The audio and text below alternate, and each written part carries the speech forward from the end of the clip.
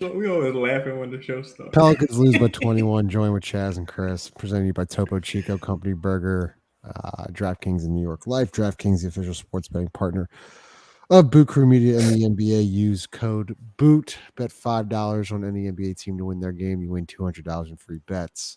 It was a shitty night. Damn it! I was supposed to go. I was supposed to go through the show without cursing, and 30 seconds in, I'm doing it. Main story, Chris. We'll start with you. Brandon sprains his toe. We were literally just talking about it, and I wanted to save the conversation, but you had mentioned. I mean, this is what you said. You don't think he'll be back until January? No, I mean, I think that history. If one thing that history tells you about Brandon, and I hope he's okay. I think he's a dude that I think he's a tough-minded player, but I also think he's a guy that he wants to make sure he's 100% healthy, 100% right before he goes out there and gets back on the floor. I don't think he likes risking setbacks unless he absolutely has to. And I'm looking at a sprain. I mean, if you're talking about 2 to 4 weeks, I'd bet more so on 4 weeks. And look, that's part of why you got, the two other guys on the team and Jonas and so on and so forth, for you not to have to rush guys back from injury. And where this team is at right now, it's not even a point for him to. If he has a sprain, let it get completely healthy. And to me, man, I mean, a big toe sprain, if you play basketball, you know how much how important that toe is. A great toe sprain. Is that a great? Oh, I'm sorry, the great toe. Didn't even know it was a great toe sprain. Planting, pushing off, pivots, stop defending, starting, stopping. I mean, it's like it's. I'm betting on 3 to 4 weeks, best case scenario, and I don't think that's going to kill the team.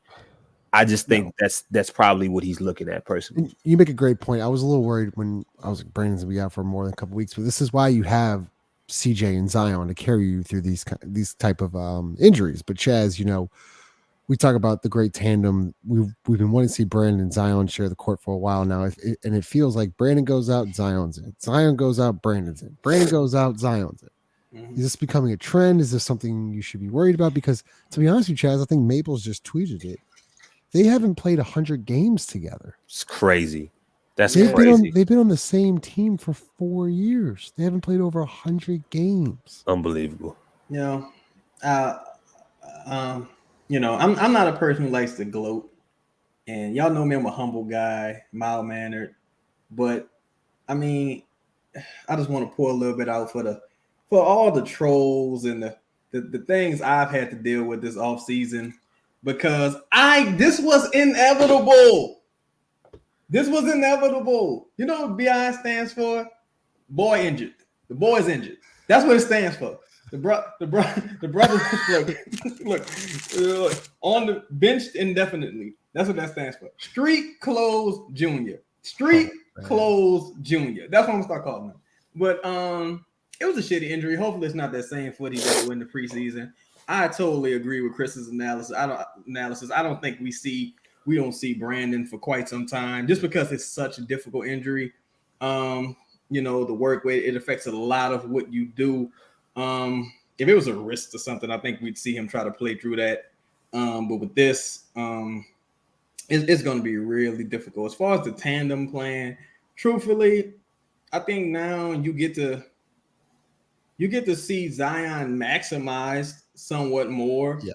Just like when Zion's out, you get to see Brandon maximized.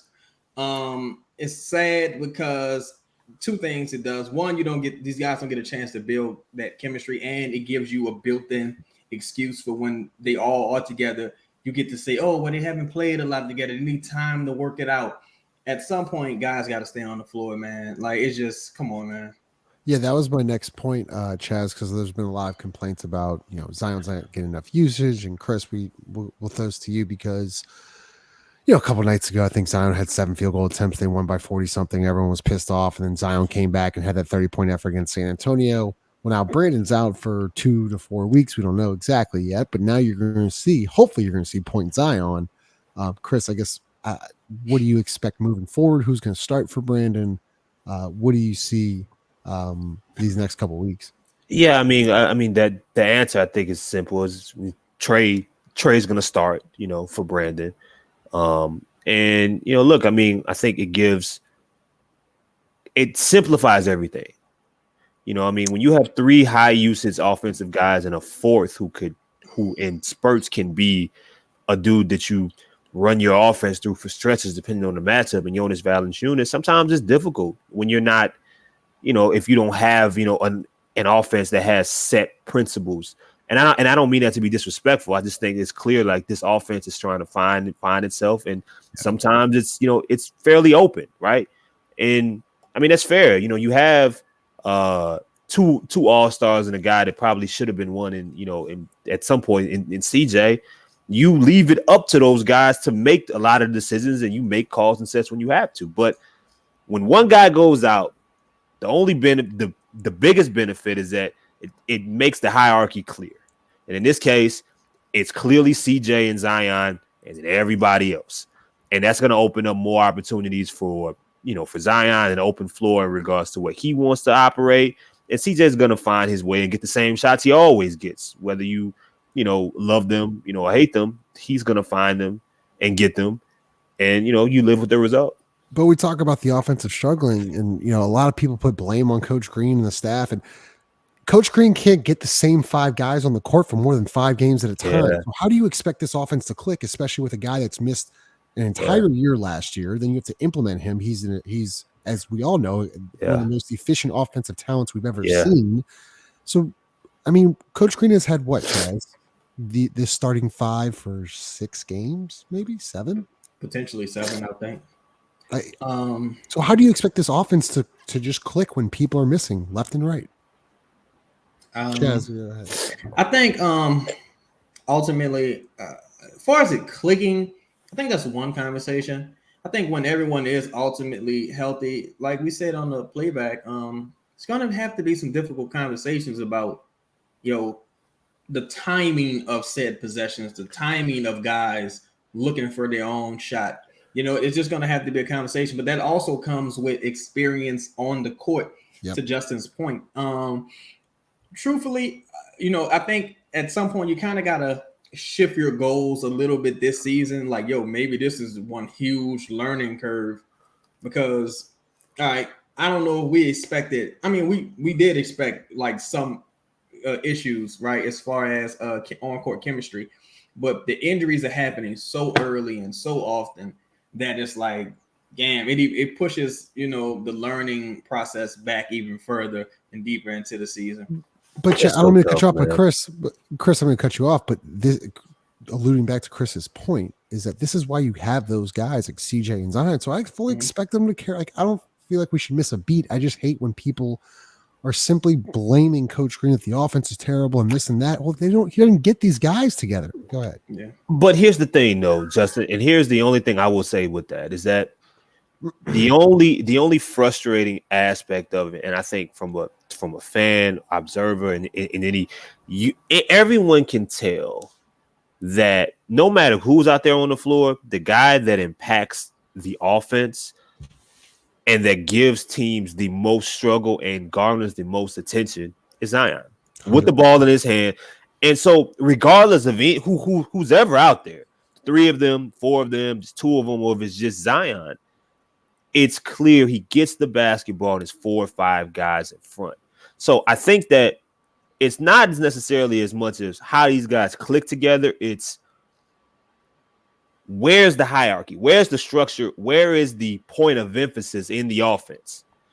Where is the organization of, all right, we're going through him. Last year was clear, right?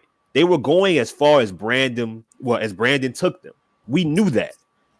This year, it's your turn. No, it's your turn. No, it's your turn. It's your turn. Okay, Zion in the post. Zion, at the end of the day, if they're going to beat good teams, because the time is now, right? In this Western Conference where everything is jumbled up, this team can make the Western Conference final. So I think people that are watching it from this perspective is saying, okay, well, it's clear who's most impactful with the ball in their hands. It needs to start and maybe even finish with them. How do you have that conversation? I have no fucking idea. It's pretty obvious that you have to have the conversation. It just comes with leadership and coaching. And I think y'all said it multiple times on the stream tonight. You said, do you want to win? But if you also want to win, Chaz, you have to play defense. And tonight they didn't play defense, but there's one guy in particular that doesn't really play defense. And if we're going to have uncomfortable conversations, it is Zion Williamson. And I don't care what anybody else says. I'm watching the game. He is horrendous defensively. There's no effort. There's no rebounding. There's no boxing out. There's no sliding down. There's no closeouts. I can go on. And someone, they said, well, they had a good couple of possessions against Schmidt or against Schmidt. He had a good couple of possessions against Ja. And I'm just like, yeah, he did. That's not great. Enough. Yeah, that's not enough possessions in a game, though. And he should be rebounding at a way higher clip. And again, honestly, that goes back to the same thing. Like, do you want to win? What is your goal as an individual, as a player? And that's Coach Green challenging these guys, right? Yeah. Where's the leadership? Where are the uncomfortable conversations? You have to be held accountable. You have to be taken to task. Like, we can't just say, oh, he's incredible. I think we all went into the season saying, he just has to be competent defensively, right? I think my goal for this team was to be around between 15 and 25. I was like, this team defensively can be around between 15 and 25 and stay healthy. They should have enough offense to win most nights, right? Zion, I think he probably has 2 good defensive outings this season. And come on, man. Like, ultimately, that's not going to be enough. He should have a way better rebound. And look, guys, at the end of the day, the sky isn't falling. Brandon could miss. He could return in February, and I don't think this team will be out of the top 6 in the West.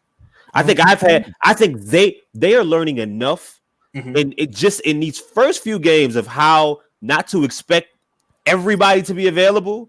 Yeah, that they have enough together to where they are going to win games they should win and win games that they shouldn't win. So. But the problem is that they're going to run into it that at some point they are all going to be healthy, and you got to hope that it's going to be when it's time to be talking about playoff matchups. And you're going to be playing teams that's going to be clicking and know exactly what they want to do, how they want to organize it, what their principles are from start to finish, what they're going to rely on, and what's going to come consistently to them. If you can't have all 3 of them on the floor, there's no way for you to know it. I mean, that's what sucks. Memphis is a perfect example. They look like a well-oiled machine tonight because they've played a lot together. And John Morant's a superstar. And I'm not trying to harp on Zion because I think one of y'all, we're not trying to be tough on him, but I think that we're scared to actually grade him and see what he does great and what he does wrong. Well, defensively, he doesn't do a lot of good things. But Chaz, I think y'all said tonight, Chaz, is what about Luka? Luka doesn't get these, saying, he's a bad defender too. Well, he's got guys behind him that can play really good defense as well. Zion doesn't really have that luxury. If we're really talking about it. JV's not a great defender. CJ McCollum's not a great defender. Brandon Ingram's been pretty good this year, but he's not a great defender. Yeah, he's been solid. He just doesn't have a lot of help. Yeah. And so Zion's so good offensively that you're just saying that he has to be average defensively. And I still don't think he's there. And that's why I think the conversation comes in about fit, right? Because you can have a ton of talent on paper, but do these guys necessarily fit together? Do they fit on the court at the same time? Do they fit where they're being utilized? And we've seen this with other really good teams who struggled initially until one guy had to be taken out of the starting lineup and they found the perfect spot for him. We think we really found something with that second line with CJ, Dyson, Trey, and Nance. I think we really found something with that, right?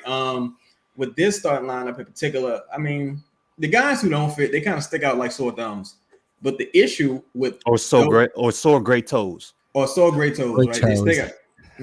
They stick out like great toes, right? Sore great toes. But the issue with those guys, because it's really 2 guys. It's 3 guys, right? Because I have a theory about this third guy, but it's 3 guys, right? But JV and CJ in particular, right? JV claws the paint. CJ ball hauls a little bit, isn't as good a facilitator, and he's tries really hard defensively, but he's still a bit, at least he tries. Yeah, he tries really hard, not like some other guys. But the thing with that is offensively as a unit right now, they don't seem to fit just yet. And that could be from lack of playing time together. 100%. I don't think JV fits no matter what. I don't think they know what they want to do. Yeah. I don't think Zion they JV know. They don't know how to play off each other. Like you start the game and Zion doesn't have a shot attempt. What the first 4 or 5 minutes? How many times has that happened this year? 7, exactly. 8 times? But that's the point. It's the process of it that just doesn't. It's like that's the easiest shot. That should be, if anything, that's the easiest way to start the game. Cross frame post entry and just get it into them and then go. I mean, most teams, whether they have in the NFL, whether they have a good running back or not, you're gonna see a couple good runs. Well, in this case, you got the best running back in the fucking game. You gotta feed him early. I mean, it 100%. Look, I think Zion is being underused in the offense, and I completely agree. And I think we need to go with more points Zion and put the ball in his hands. But also, I think to Chaz's point, they don't know exactly where to go yet, and spacing's a problem, and off-ball movement's a problem because you see Herb Jones slack cut a lot, but you don't ever see Zion really slack cut or others slack cut. So where are we at here? Because I remember y'all were talking about freedom in the offense. There's too much freedom. There's not enough discipline. I mean, I don't know exactly what the problem is right now, but I feel like some guys get the offense and some guys just do not get the offense. I think personally, I think there were some guys who were in the offense a little longer than other guys. I think it could be as simple as that. And you got some guys like Zion is not a standard basketball player, right? He's kind of like one of one in some good ways and some bad ways, right? So you have guys who would like that basketball team in April that we just saw. They probably whooped this basketball team's ass just because of the cohesiveness, of the knowing of one's role, et cetera, et cetera. But you got a couple guys who kind of like, look, I just got to keep it real. There's some ego on the floor. There is some ego on the floor, right? And it's a few guys, right? Because you got some guys that, they're used to being in a certain role. They were in a certain role last year, right? Some of them been in that role their whole career. And we're just not recognizing at the same time that, you got another high usage guy on the floor now. You may have to dial it back a little bit because this guy gives us the best chance to open the floor a little bit more. For whatever we say about his defense, right? Because it's bad, right? It's really bad. At all times, Zion has 3 to 4 players guarding him. Yep. And he manages to score anyway. When he's not scoring, he usually makes the right pass. Tonight, that pass went to Herb a lot. Herb was really bad tonight. Herb was objectively really bad tonight. And I think that's another issue with the starting lineup that's becoming more and more and more of an issue that's hurting the lineup. Okay. Because here's the problem. Well, hold up, because I want to throw it to Chris. Because are you worried about Herb Jones? Like, are you actually? Because in my opinion, Herb Jones is our 5th option, maybe even 6th. Oh no! Wait, for me? Yeah, I mean, just. No! I'm not worried about Herb the player. I'm worried about Herb in this lineup because I think it allows defenses. So there's so little space in this lineup to be able to play a help off. Yeah. Then you're saying if you subbed in maybe a Trey Murphy, they couldn't be able to do that. Yeah. And easier shots. Okay. Right. Chris, go ahead. Sorry. I mean, and you have to question. I mean, does that add to what you mentioned, Justin, about Jonas minutes, right? Or how you're using Jonas? If you are going to get Brandon equally to his spots and to use Zion where you want to use him, you got to put Jonas a lot more out at the 3-point line. But that's also doing him a disservice. 100%. Right. So yeah. So I mean, it's still, and then to Chaz's point, yes, there is. You can say it's ego, right? And guys having issues with roles, said role. Well, that goes back to they got to be available. Yeah. You come out one game, you Trey Murphy, you in the starting lineup. You dunking on folks, you're putting up 20 points, you're doing this, doing that, then you get hurt. You out a couple nights, whether you were healthy or not, you're coming off the bench once Zion's back. You're coming off the bench regardless once Zion and Brandon are both out there. that changes your whole rhythm in your whole role. It's like Devontae Graham all over again. It's like no one's playing in an ideal role. Like, and it's hard to find it. It's hard to find it when you're playing with different talents and different guys every single night. Because guess what? That role and your responsibility, it changes. The only thing that should travel, no matter what, because it ain't like we got an angle on defense. It's fucking defensive effort. Correct. That should travel. Correct. That should travel. Correct. No matter what, that should travel. Tonight didn't travel, and most of the nights they don't travel. And I just think that because we got to wrap up here in the next 5 minutes, but I want to keep on that topic, and I'm gonna go with Chris first. Because do you think that is there I'm not trying to overreact over this? Like, this happens 5 to 7 times a year to any NBA team. Or you can get your ass kicked on the road after Thanksgiving. I get it. Yeah. But Chris, we've seen 18 games of this now, or 19 games. Do you think there is some misfits, as Chaz was saying, in the starting lineup and on the bench? To beat good teams, to beat really good teams, yes. Okay. Period. Well, right off the bat, just one. What would you like to see change then? Well, in the starting lineup, what would you like to see change? Long term, it's very difficult, I think, against Jonas has become matchup dependent. And he's mainly matchup dependent because of the way you're using Zion. He'd be less matchup dependent if either Zion was more active off ball, or he was point guard. Or right. But in his current setup, it's tough because guess what? Brandon wants to operate around the mid post. If you got Zion in a corner, or you got Zion on one hash and you got Jonas on the other, there's no room for Brandon to operate, right? Why doesn't Zion ever set ball screens? I don't know why that's not integrated in the offense. It's more JV sprinting up. Put JV in the dunker, put Zion up top with a screen and roll, and go with Brandon and CJ. And I just think that they're overthinking this. They're really overthinking. We said that, but it's freelance. Yeah, I mean they're overthinking it, and it's freelance. It's just overthought. Yeah, it's easier to run freelance, to run more of a freelance offense when Larry is out there versus Jonas. But Chris, in order to, I'm gonna throw it to Chaz in a second. In order to run a freelance offense, you have to have some IQ. I don't think offensively this team has a very high IQ yet. I'm not trying I don't think Zion. That's a different discussion. Okay, I don't think his IQ. I think he's an incredible talent. I don't think his IQ is where it needs to be. Chaz, go ahead. Yeah, I totally agree. I don't just think it's Zion. Truthfully, I think it's not. It's not. I spoke with Ross before, and I was just like, "Yo, I don't think CJ is meant to play in a super fast-paced offense with not a lot of restriction and actions. Like we've seen some of the actions run for this team. Incredible. It's great. Great ATOs stuff. are great. ATOs are great. They were great last year. When the game slows down for this team, things work out well. When they're pushing the pace, like we saw, and Dyson's a rookie, but when we've seen, even Larry try to push the pace a little bit, loses the ball, trying to dribble the ball, of course, sometimes. We've seen Dyson lose the ball bits a night. We've seen this team go for home run plays, and it's like, whoa, you don't have the athletes necessarily or the IQ to do that. You need to slow down, and you need to run an organized offense. Now, that might be doing the right thing is fucking boring. And that might be what it is to some of these guys. But you got to do it, man. Do you think Mike D'Antoni has a say in that? Because all of a sudden they're playing with pace, and he had him in the Rockets and the James Harden offense, and getting and same. But those guys were clear. Those guys were clear. They had all clear those offenses, clear roles. This guy's handling the basketball.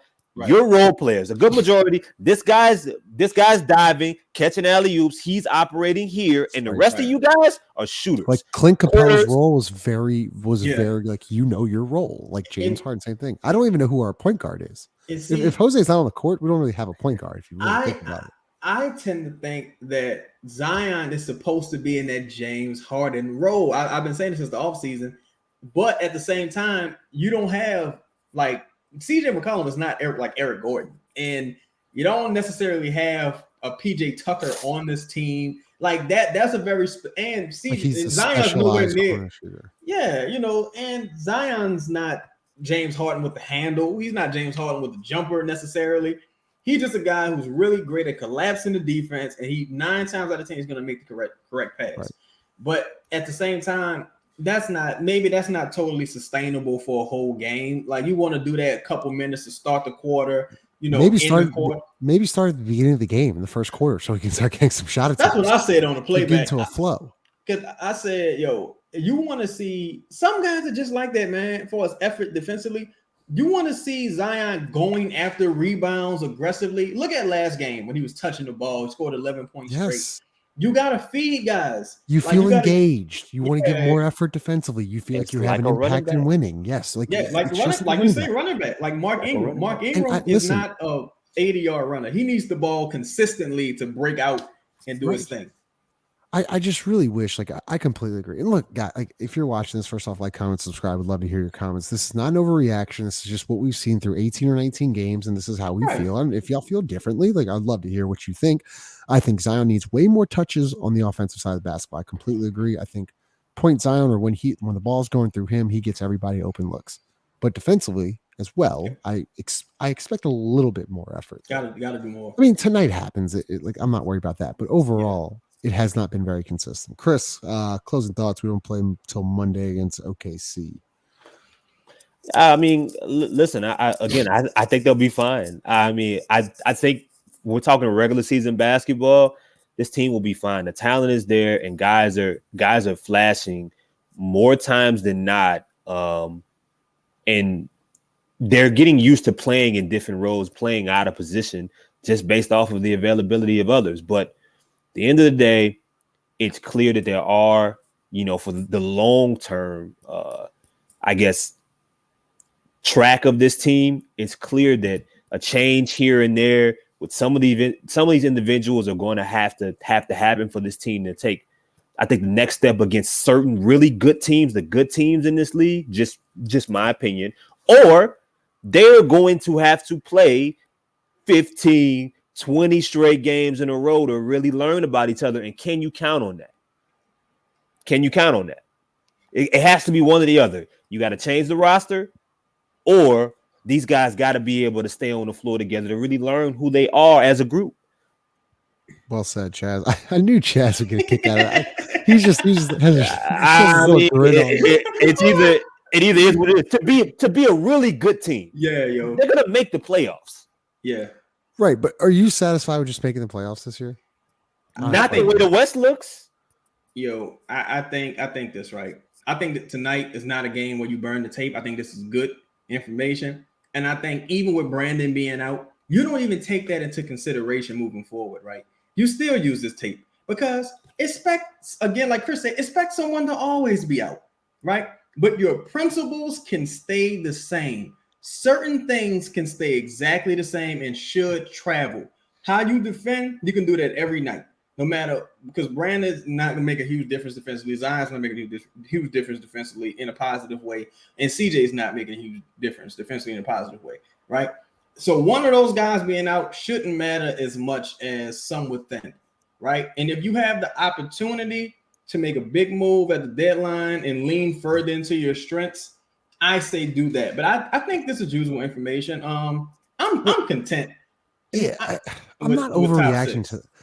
Listen, we lost by 21 to a really good team. Like, I'm not overreacting to it, but there are some things now. I think we've seen enough tape that we need some changes, and we need to adjust a few things. But before we get off, presented by Company Burger, located 4600 Rett Street, and Topo Chico, also presented to you by DraftKings, the official sports betting partner of Boo Crew Media and the NBA. Cheddar Chaz, Chris Connor here on a Friday night. Sorry if my voice is a little off. I've been kind of under the weather over the last 2 days, but still enjoyed Thanksgiving. So appreciate everybody pulled up tonight. Also, last thing, make sure we are joining Chris Connor and Chaz on Playback. They've been incredible. You can find our Playback.tv in our bio at Pro Pels Talk on Instagram and Twitter. It's a live streaming platform. Love for y'all to be part of the conversation. Chris, Chaz, appreciate y'all. As always, brother. Yes, sir.